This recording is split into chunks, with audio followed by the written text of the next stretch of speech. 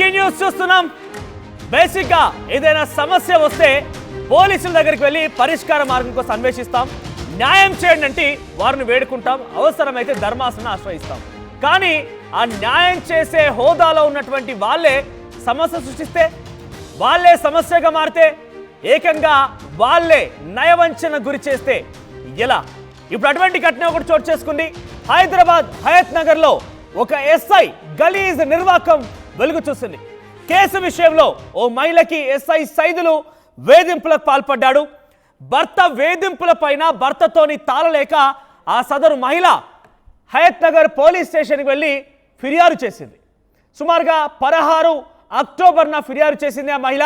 అయితే సుమారుగా నెల రోజుల నుంచి ఆ కేసు విషయం పైన పురోగతి సాధించిన అంశాలపైన నేను నీకు సమాచారం అందిస్తా అని చెప్పి ఆ సదరు మహిళ దగ్గర నుంచి ఫోన్ నెంబర్ తీసుకున్నాడు హయత్ నగర్ పోలీసులో స్టేషన్ పనిచేసేటువంటి ఎస్ఐ సైదులు. అయితే ఆ నెంబర్ తీసుకున్న తర్వాత నుంచి కూడా ఇక ఒక రకంగా నయవంచన గురి చేయడం, ఇబ్బందులు పెట్టడం, పరుష పరజాలంతో మాట్లాడడం, ఒక రకంగా అసభ్యకరంగా ప్రవర్తించే పనులు చేశాడు. తన కోరికల్ని తీర్చాలంటూ మాట్లాడడం, కేసును పరిష్కరిస్తాను, నా కోరిక తీరిస్తే ఒంటరిగా ఉన్నారా, నేను వస్తాను, మీ పిల్లలు బడికి వెళ్ళారా, మీరు తిన్నారా లేదా, ఇంట్లో ఒంటరిగా ఉంటే చెప్పండి నేను వస్తాను, ఇలా రకంగా పలుమార్లు మెసేజ్లు చేయడం, వాట్సాప్లో ఫోన్లు చేసి వేధించడం, కమిట్మెంట్ అడిగాడంటూ ఆ బాధిత మహిళ ఆవేదన వ్యక్తం చేస్తోంది. అయితే వాట్సాప్లో పలుమార్లు ఫోన్లు చేసి వేధించాడని చెప్పి ఇప్పుడు ఆ ఎస్ఐ సైదుల పైన రాచకొండ కమిషనర్ సుధీర్ బాబుకు ఫిర్యాదు చేసింది. 40 రోజుల నుంచి కూడా ఈ రకంగానే ఫిర్యాదు చేస్తున్న, 40 రోజుల నుంచి వేధిస్తున్నాడంటూ ఈ ఫిర్యాదులో పేర్కొంది ఆ మహిళ. ఒకసారి ఆ బాధిత మహిళ మాట్లాడింది, ఆవిడ ఏం మాట్లాడిందో చూద్దాం. కావాలో ఒక రోజు వస్తాను ఇంటికి అనేసి మాట్లాడారు.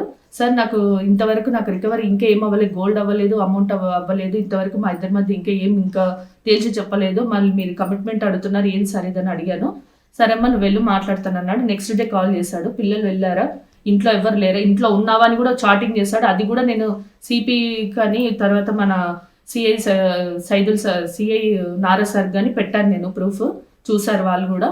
సార్ కాల్ చేసింది కూడా స్క్రీన్ షాట్ తీసి పెట్టాను. అడిగారు నన్ను, నేను యాక్సెప్ట్ చేయలేదు, నేను సిపికి కంప్లైంట్ ఇచ్చుకున్నాను సార్, నాకు ఫర్దర్గా న్యాయం జరగాలని చూస్తున్నా. అంతలోపే వీళ్ళు సిఐ నారా సార్ ఆఫీస్కి రమ్మ ఒకసారి మాట్లాడతాను అని నిన్న నైట్ అన్నారు సార్. నైట్ స్టేషన్ నుంచి వచ్చాను నేను. అంతలోపే మీడియా ముందు ఇష్టం వచ్చినట్టు నా పర్సనల్ విషయాలన్నీ మాట్లాడుతున్నారు.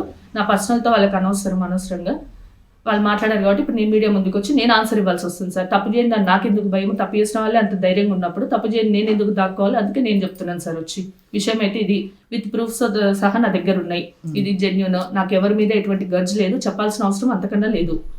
అది సార్ వాళ్ళపైన ఎటువంటి ఒత్తిడిలు మేము తీసుకురాలేదు. తను అంటున్నాడు కదా అడ్వకేట్ ఒత్తిడి తెచ్చిందని, అదంతా అవాస్తవం సార్.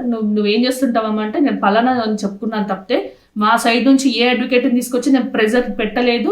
నా పేరెంట్స్ని తీసుకొని పోయాను, డే 1 నుంచి నేను ఫైట్ చేసుకుంటున్నాను, నాకు నా భర్త చేసిన అన్యాయానికి దాని గురించి ఫైట్ చేస్తున్నాను, అంతవరకు ఇంకేం లేదు. టార్చర్ చేసి వెళ్ళిపోయాడు నీ భర్త అనేసి వేస్తున్నారు. ఏ టార్చర్, ఆడిది మొగాడిని టార్చర్ చేస్తున్నా, మొగాడు ఆడదని టార్చర్ చేస్తున్నారని నాకు అర్థం కాదు.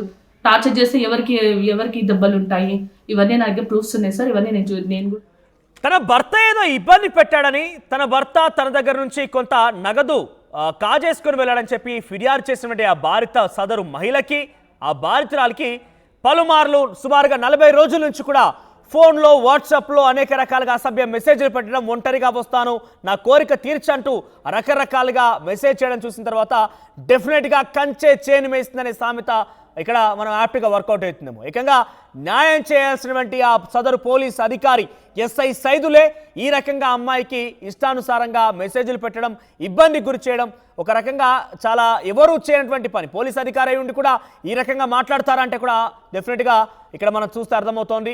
సో ప్రస్తుతం రాచకొండ సిపి సుధీర్ బాబు ఫిర్యాదు చేసింది. మరిన్ని అప్డేట్స్ ప్రతినిధి శిల్ప అందిస్తారు. శిల్ప, అసలు ఏం జరిగింది, ఆ మహిళ ఫిర్యాదు ఏంటి, ప్రస్తుతం ఆ మహిళా ఫిర్యాదు ఆధారితంగా రాచకొండ సుధీర్ బాబు సిపి ఆ ఎస్ఐ పై ఎటువంటి చర్యలు తీసుకున్నారు, అప్డేట్స్ ఏంటి?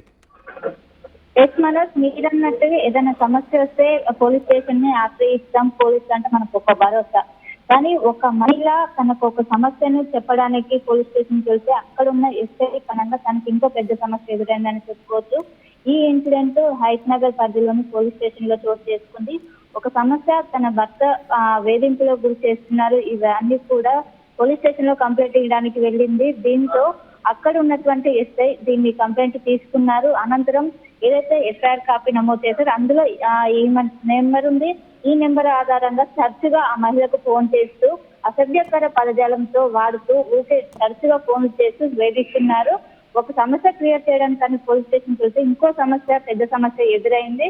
దీంతో వెంటనే ఆ మహిళ ఎవరైతే ఉంటారో వెంటనే ఉన్నతాధికారుల దృష్టికి తీసుకెళ్లింది. రాచకొండ సిపికి ఈ విషయాన్ని వెల్లడించింది. ఏదైతే హయత్ నగర్ పోలీస్ స్టేషన్ పరిధిలో ఉన్నటువంటి ఎస్ఐ సైదులు అని ఈ విధంగా వేధించారో వాట్సాప్ లో కూడా చాలా అసభ్యకరంగా మెసేజ్లు చేస్తున్నారు. నేను నా భర్త కొన్ని రోజులుగా నన్ను వేధిస్తున్నారు. ఈ సమస్య పరిష్కారం కోసం నేను ఏదైతే పోలీస్ స్టేషన్ కి వెళ్తే పోలీస్ స్టేషన్ లో ఇలాంటి చేదు అనుభవం నాకు ఎదురైంది. దీనిపైన దృష్టి పెట్టాలని ఒకవైపు ఉన్నతాధికారులకు ఇప్పటికే చెప్పింది.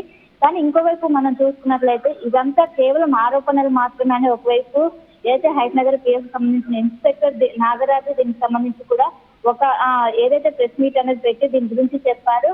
కావాలని ఆరోపణలు చేస్తున్నారు. ఏదైతే సివిల్ సమస్యల వల్ల ఆ మహిళ ఎవరైతే పోలీస్ స్టేషన్ లో ఒత్తిడి పెంచింది, ఇప్పుడు కావాలని వేధిస్తున్నారు, కావాలని దీన్ని పెద్ద సమస్యగా చేస్తున్నారు.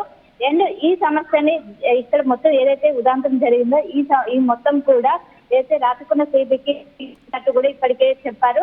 మొత్తం మీద ఇది ఒక పెద్ద సమస్యగా మారిందని చెప్పుకోవచ్చు. దీనికి సంబంధించి కూడా ఇప్పటికే రాచకొండ సిపిఎన్ యాక్షన్ ప్లాన్ దిగారా? అంటే ఎస్ఐ సైదులకు సంబంధించి ఆ ఫోన్ కాల్స్ అన్ని లేదంటే ఆ వాట్సాప్ మెసేజ్లు కానీ ఇవన్నీ కూడా స్క్రీన్ షాట్లు పెట్టానని ఆ మహిళ చెప్తోంది. సో రాచకొండ సిపి పరిశీలించి ఎస్ఐ సైదుల పైన యాక్షన్ దిగారా ఆయన?